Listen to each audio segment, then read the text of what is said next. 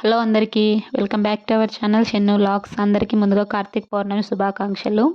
ఈరోజైతే శివాలయానికి అయితే వచ్చాను. నేను కూడా అనుకోలేదు గుడికి అయితే రావాలనేసి ఈరోజు ఎందుకు అనుకోకుండా అయితే వచ్చేసాను. ఇక్కడికి వచ్చేసి దీపం అయితే పెడుతున్నాను. దీపం పెట్టడం అయితే నేను ఫస్ట్ టైం, ఎప్పుడు పెట్టలేదు కార్తీక పౌర్ణమి రోజు దీపము. ఇలా గుడికి వచ్చి ఈరోజు అయితే ఫస్ట్ టైం అయితే చేస్తున్నాను. ఎలా చేయాలో నాకు కూడా తెలియదు. ఇంటి దగ్గర రెడీ చేసి అలాగే అక్కడ చేస్తున్నారు కదా, నా అలాగే చాలామంది దీపం అయితే పెడుతున్నారు. ఇంకా వాళ్ళని చూసేసి అయితే అలాగైతే పెట్టేశాను.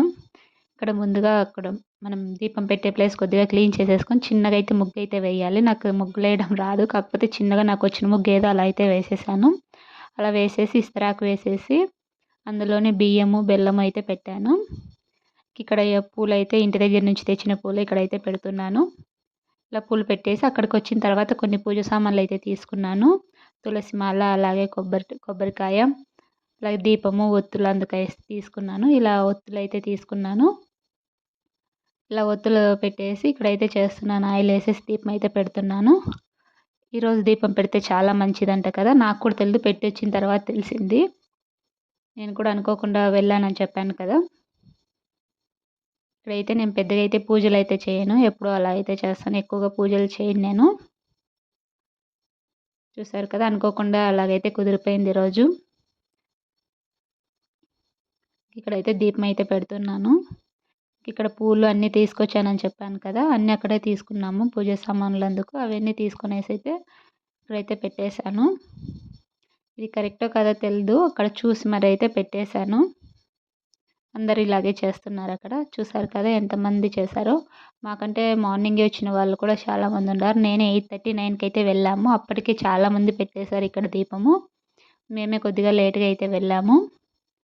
ఇక్కడ గాలి కూడా ఎక్కువ వస్తుంది బయట కదా, దీపం అయితే వెలగట్లేదు. కొద్దిగా టైం పట్టేసింది దీపం వెలిగేకి. వెలిగిన తర్వాత అయితే ఆరిపోలేదు చాలాసేపు. మేము ఉన్నంతసేపు 1 అవర్ అలా ఉన్నాము, అంతసేపు వెలుగుతూనే ఉంది దీపము. ఇంకా ఇక్కడైతే పూజ అయితే చేసేస్తున్నాము.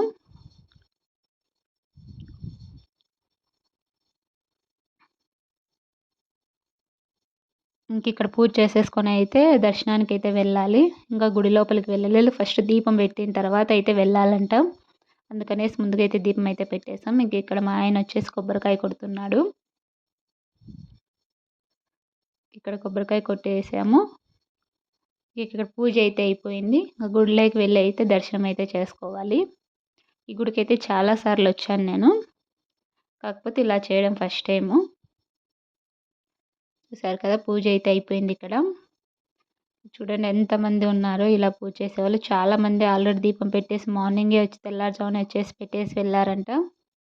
మేమే లేట్, ఇంకా ఈవినింగ్ ఇంకా చాలామంది వస్తారంట ఇలాగా.